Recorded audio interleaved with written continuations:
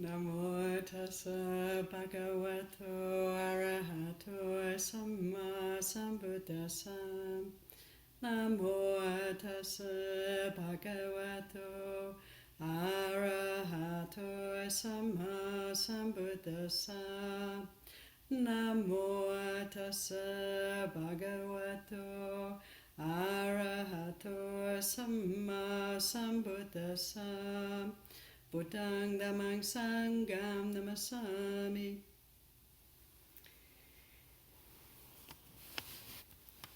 So welcome again, everybody. Lovely to see you all in the room as well as online. I want to talk today about Vesak. Vesaka Puja is a very special day in the Buddhist calendar, and it's the full moon of May. And it's on Sunday. Sunday is the full moon day. And so every May full moon we celebrate Vesak.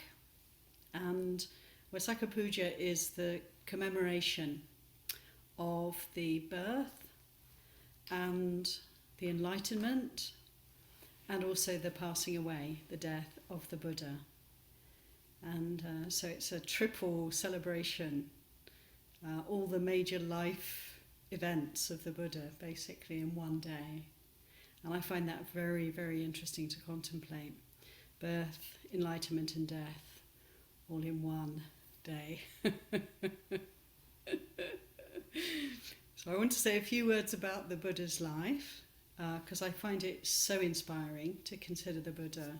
Of course, he wasn't born the Buddha. He had, like all of us, he had a name, he had an address, family, part of the world that he came from. We're called Siddhartha Gautama, as you probably all know. And he was from the Sakyan people who lived up in the foothills of the Himalayas.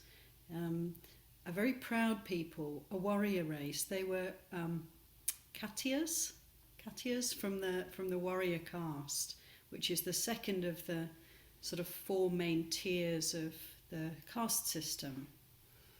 So he wasn't a highest caste, he wasn't a Brahmin, from a Brahmin family, he was from a warrior clan.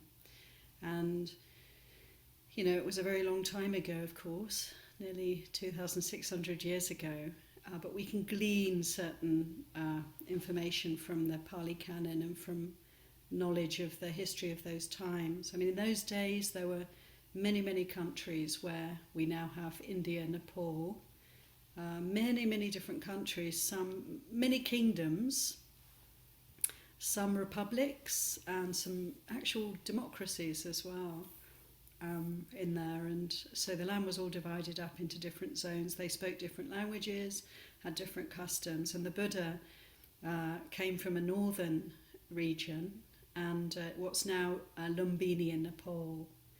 And in the winter you can't, in the hot season,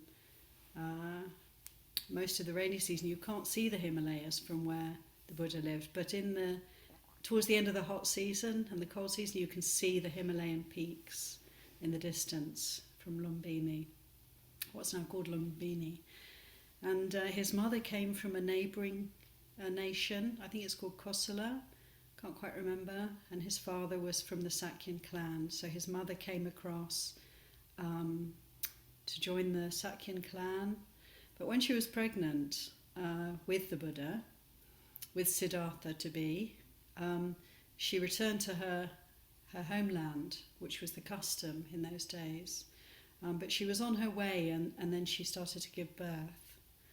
And so she actually gave birth, as we're told, holding on to the branch of a tree out in nature.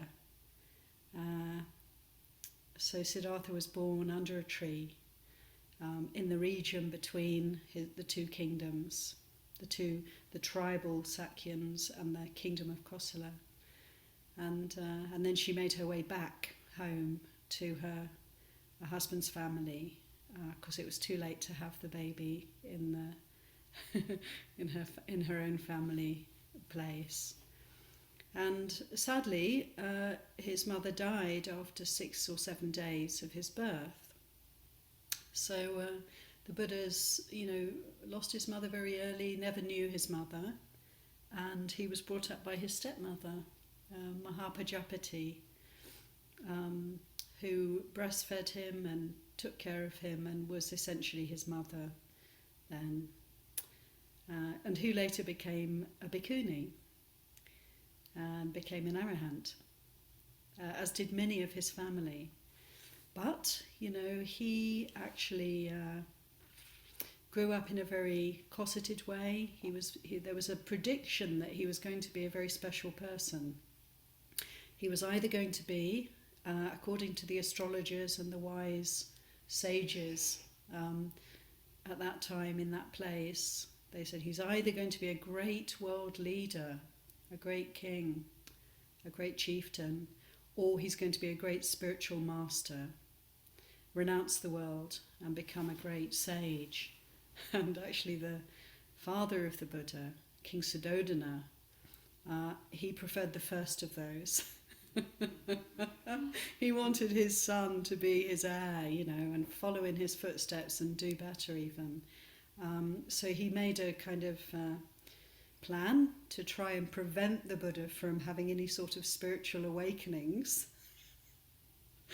He cosseted him, he kept away anybody who was old, so the story goes. Any older people, sick people, any signs of death, decay were kept away from this growing boy, and he lived in a very luxurious manner for those days and had everything he wanted. He was had a very good life. But even so, at a certain age he started to notice that life isn't perfect, and he saw at some point, aging, he realised that we're all going in the same direction. Sickness, he started to notice, and he saw people who were suffering from various diseases, and then he saw a funeral procession one day and realised with a very great sense of suffering, of disquiet, of even dismay or despair, that all of us are going to die. And it affected his mind very much, and his spiritual quest began.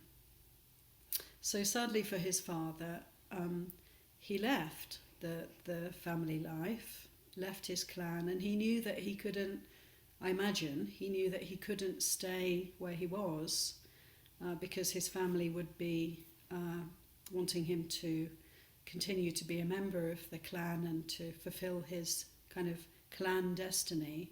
So he upped and he left. He left in the night. He just got married. He had a son, a baby son. And, I assume that he was in love with his wife and he was very happy to have a son. But he actually left all of that behind. One can only imagine his feelings about that. But he was driven. He was on a quest, and it was something even more important to him, obviously. So he left, and he took off all his rather nice clothing, rich clothes, and he escaped on a horse to get away, and then he left the horse, he left his clothes, and he put on rags and became essentially a wandering mendicant, and set off, not knowing, I imagine, very much about where he was going. I could be wrong about that, but he, was going into perhaps uncharted territory to some extent. I don't gather that he'd been very far from his home before the age of 29. He was 29 when he left. And then he started wandering, and he's wandering all over northern India. And he ended up settling, didn't he, near Bodh Gaya, out of the town, on a kind of hillside with lots of caves in the hillside. And he had some companions, had 5 companions who were all, in a way, I suspect, following him to some extent.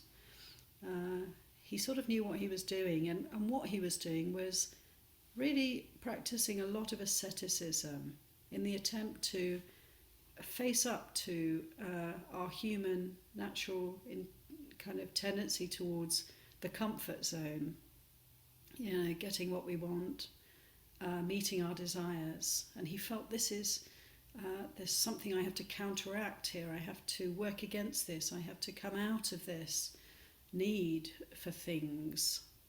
But he took it to great extremes. He ate very, very, very little. He became extremely thin and emaciated. His skin went very dark. His eyes were sunk in their sockets. All his hair fell out. He didn't bother washing. He was sort of caked with muck and really not taking any care of himself at all. And that wasn't even enough for him. He started to work with not wanting to have to breathe, Why should I, I'm dependent on this air to breathe.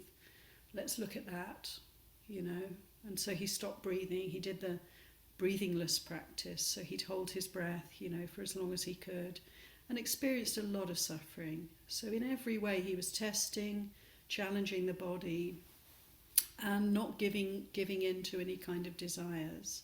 And his 5 companions were doing the same thing. So there they were practicing these austerities, and this wasn't unusual at the time. There are many wanderers in India doing very similar practices, even to this present day. We see this, don't we? You get the ascetics who will lift an arm up and just keep it there, and for years together. And their arm muscles will sort of atrophy in different ways, and the hand will become like a claw. And imagine how painful and unpleasant. But to develop, to practice tapas, to practice kind of burning renunciation, to develop strength and determination and so forth. Many, many different kinds of practices, aren't there? We've heard of the bed of nails and, all sorts of fasting practices, and the not washing practice, letting the hair just grow and become matted and so forth. Not wearing any clothes. There's a Jain sect even today, very many members, male and female, who don't wear clothes. They just smear their bodies with ashes, don't they? And they roam around the countryside naked. And people respect them, and people will, offer what they can, and just they get on with these ascetic practices. So the Buddha wasn't doing anything, or Siddhartha wasn't doing anything very unusual. He was almost following the kind of what was available, the kind of understanding of how to practice spiritually. But there came a point when he realised this isn't working. He said, he'd go to urinate and he'd fall over, flat on his face. He was so weak, his body was suffering so much. There came a point he just recognised that actually he wasn't really getting anywhere. He was suffering so much, but to know there was no great benefit, no spiritual benefit to this. So he stopped, and he accepted a meal, famous story of Siddhartha coming along with a beautiful milky rice dish, and giving it to him, and he ate it. At which point his 5 companions left him in disgust. But he started eating and taking care of the body. And what triggered this was a memory of when he was very young, 5 years old. He remembered at some point that he'd been sitting in the shade of a tree, a rose apple tree, and watching a ploughing competition going on. His father and various other people.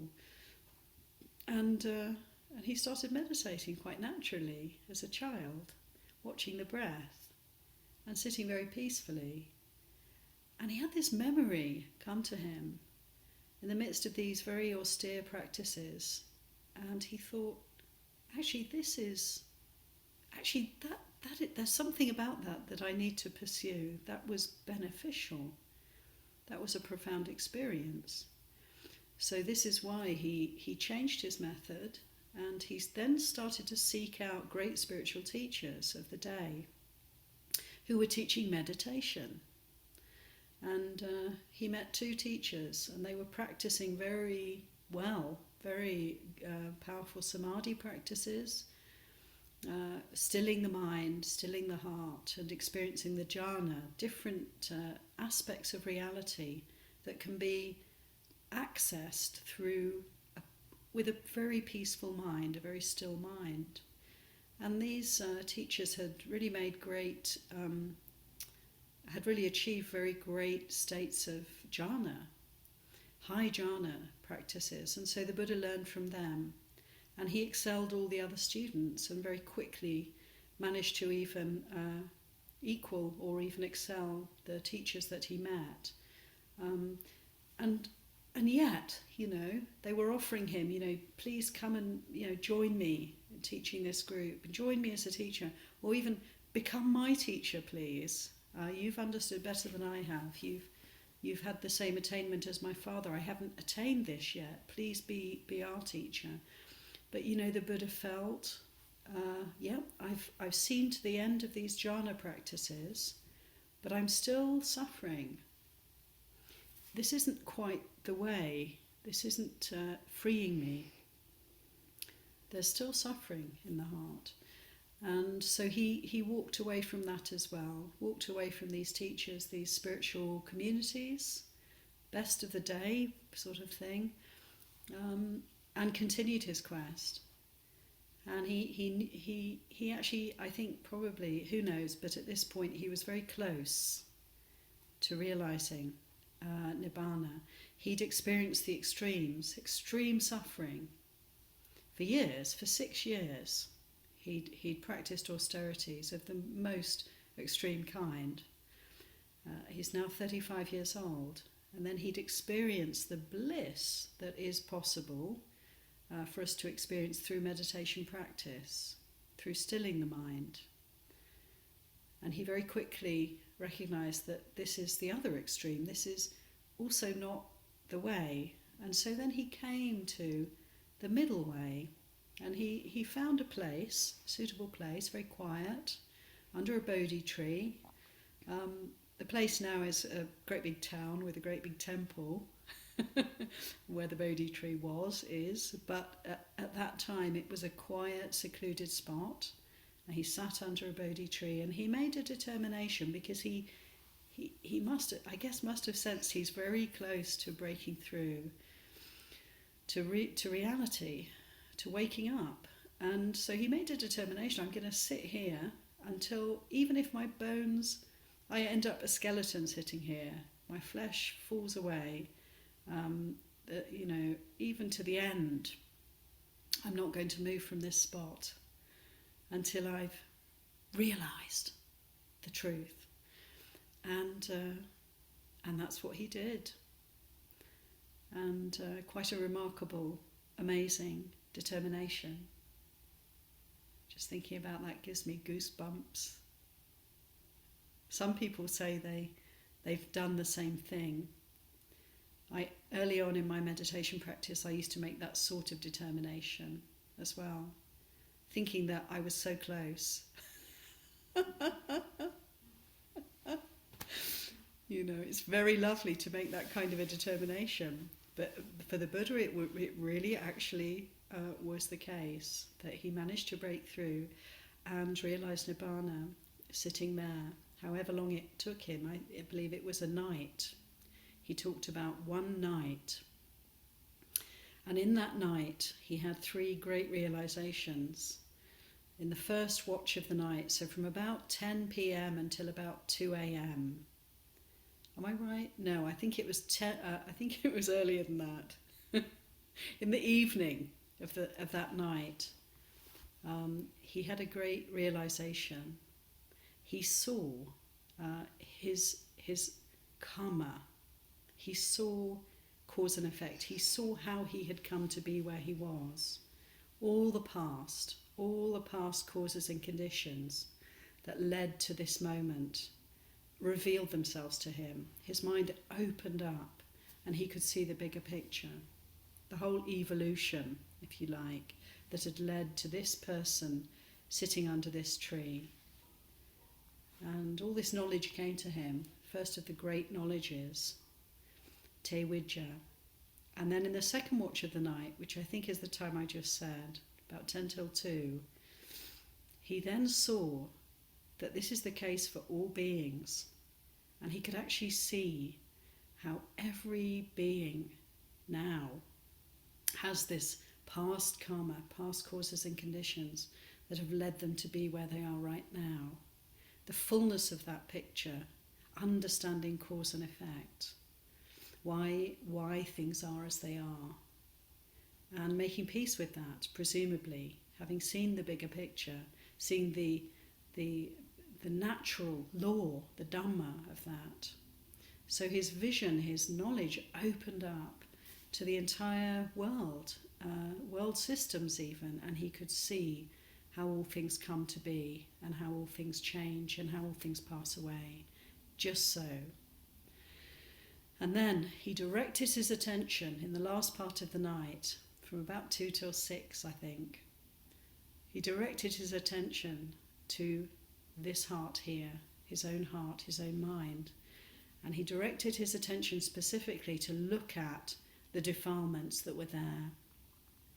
So he could see desire, he could see aversion, and he could see ignorance. And in later ages, many aspects have been added to the story of the Buddha's enlightenment. Mara came along, we're told, with all his armies, threatening the Buddha, and the Buddha's sitting under the Bodhi tree, and he's sitting firmly, and he's not shaken by any of the fear, by any of the anger, by any of the negative emotions that Mara's trying to inspire up, to bring up in him. And then Mara, thwarted by that, brings in his daughters, we're told, bring in the attractive members of the opposite sex or the sex we're attracted to, and bring them in and, parade them in front of him. And so all the desires, the lust, was triggered by Mara. So the story goes. But what we can assume is that the Buddha was just exploring, what's in here, all the desire, all the kinds of aversion. And he, with this very peaceful and expansive awareness, he could see all the defilements, and in seeing them, understanding them, he could watch them arise, last for a while, and then pass away. And slowly but surely, in a very, very short space of time, because he was so ripe and sort of ready for this moment, he was able to uproot all the defilements, just watch them fade and pass away, and free his mind, free his heart from all delusion, all confusion, all greed and all aversion, all the hate and all the love and everything. And he woke up. And that's when he became the Buddha. Full moon of May, just as when he was born, full moon of May, under a tree, up in the northern kingdom. And then he was, again, full moon of May, under a tree, the Bodhi tree, near Bodh Gaya. And he became the Buddha. So this was the other second great life event. And the story goes on, of course, what he did next. But to make it brief, he spent the next 45 years, as we know, tirelessly wandering around huge areas, all of northern India pretty much, almost all the way to Calcutta, right up beyond Delhi, and all of the Ganges plain, and setting up monasteries, teaching people in all these different countries. He had the patronage of various kings and democratic leaders, and was very well known in his day, and drew huge crowds of people, but also would seek out individuals in remote places, walking great distances sometimes to meet up with people, because he could perceive the bigger picture and see where it was good to go, where the teaching would be heard, and where the possibility of liberation was. And so he could direct his attention and put his energy into seeking out those who are ready to give ear to the teachings. 45 years, until the age of 80. And then when he became an old man, his body was quite decrepit. He said it was like an old cart that's held together by straps of leather, joggling along, but really, really fragile and liable to fall apart at any moment. He had issues with his back pain, he had stomach, wind problems, various ailments. He had a human body. There's a human body there, but a mind that's free and awake. And he had a last journey which is really beautiful to read about in Parinibbana Sutta in the Digha Nikaya. It's an account of his last days, about the last 3 months of his life, very detailed, very touching, very amazing. And we know exactly where he went, and he basically tracked his way from Sarnath up to a place called Kushinagar, Kusinara in that time. And coming up to his last moments, he asked his Ananda, his faithful attendant, if he could be placed on the ground. And so Ananda spread his robe on the ground, and he lay down. And he had at his head there was a sal tree, and at his feet there was another sal tree. And various people around him, quite a number of people we can gather. And he even gave one person was seeking him out, as people often did, to give teaching and to find out how to practice. So there was a seeker came along, Badali I think was his name, and he was, desperately wanting to meet the Buddha. And the Buddha's on his deathbed at this point, and Ananda was trying to protect his space. But he said, let him come. So he gave him a last teaching, and then he gave a last teaching to the gathered assembly, to us all, which was essentially 2 things. He said, be independent, be like an island unto yourselves. Focus here, this is your realm. Be independent, do your practice. And he said, strive on with diligence, strive on tirelessly. So he encouraged both independence and effort, making effort, his very last words. Powerful, powerful words.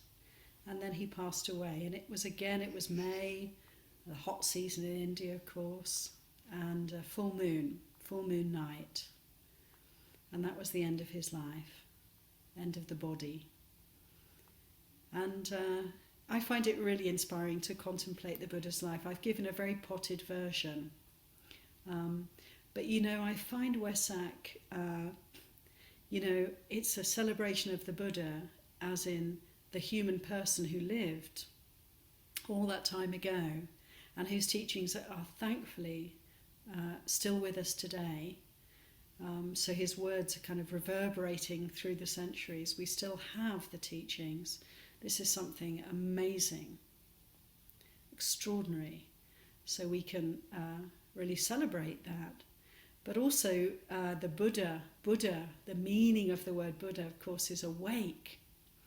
And to be awake is, for all of us, really a definite possibility. And all of our practice is pointing to this direction of waking up, freeing the heart from delusion. And I find it really interesting, that on this day, on Sunday it will be, but at this time, at this season, we celebrate the birth, the enlightenment and the death of a human person. But also, we can just subtract the personhood, which of course is the real thing to do. That the personhood is not important. What's really important is birth, enlightenment and death. And these experiences, we all have the birth experience, even if we don't remember it. We all have the death experience coming to us. But even more than looking at it as a human lifespan, we can see that in every moment there's birth, there's something that lasts for a while, and then there's death. So in every moment, birth and death can be apparent to us if we're really present, if we're here, if we're awake to this moment. And so for me, the great teaching of Vesak is, wake up. Wake up. We can wake up right now. Be awake in this moment. And when we're awake in this moment, that means to be present, to be aware of what is right now. Then we can see, yes, birth and death, birth and death, birth and death. This is our experience. So there's the long version, the Buddha's life 2,600 years ago, and his whole lifespan that we can contemplate on Vesak Day. There's also our own lifespan. We can contemplate birth and death for ourselves, but also we can kind of telescope right down into this moment, this present moment, and see that birth, enlightenment and death are right here, right now. So there's the momentary experience also, the Vesak in every moment, you know. And not to think that the awakening of the Buddha is some far distant, impossible, unattainable experience. Not at all. We can wake up now. To be awake now is simply to be present, to be mindful, to be feeling what we feel, to be in this present experience. And we may not have attained Nibbana, but we're certainly on the way to letting go of everything if we let go of everything now and see arising and then see passing right now. So this really is the path. And for me, the Buddha's life is simply pointing to this reality that's here for us. If we want to open our eyes and open our hearts to mindfulness, presence in every moment. It's here for us in every moment. So I think I'll conclude here. Handamayang Dhammakataya Sadhu Karam Dadamase Sadhu Sadhu Sadhu. Thank you. So we have some time. We've got 15 minutes for any more reflections, comments, questions on maybe on the theme of the Buddha's life or the present moment.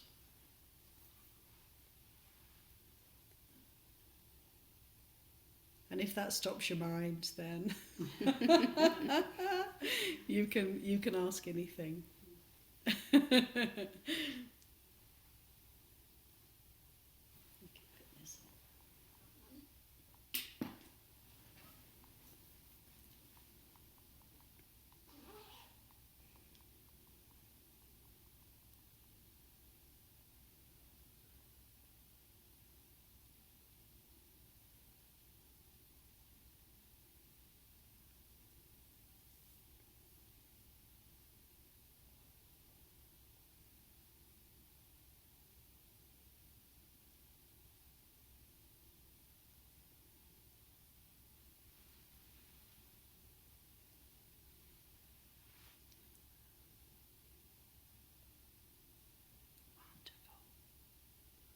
Okay, if we have no questions, that's very fine. We can actually sit together for a little bit longer.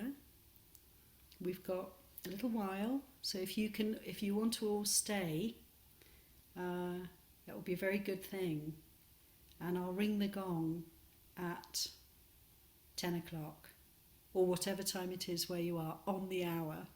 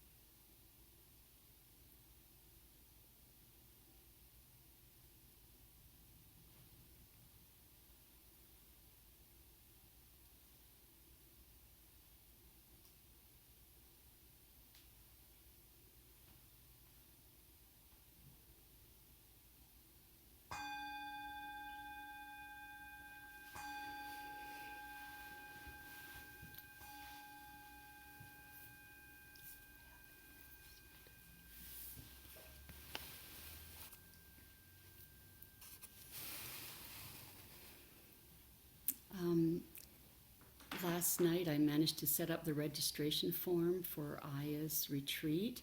Hopefully you all got the newsletter announcing that she'll be offering a retreat the weekend of June 3rd to 5th. So I'll email out the link to that registration form. What I'll be doing, so Zoom, we're allowed 100 people, so I don't think there'll be any problem. We'll be able to accommodate all people who want to attend via Zoom. Live, we're going to allow 15 people, and I'll reserve. So I'm just encouraging all of you who want to come, if you want to come live, to fill out the registration form right away, because I'll give a week for our regular attendees to apply, so that those 15 spots can be by priority given to people who regularly attend the Tuesday and Friday groups. And then after that, I'll open it up to whoever if we don't fill it with the regular attendees. So that should be coming out today. Good wishes to you all. Have a very lovely Vesak day on Sunday. Bye.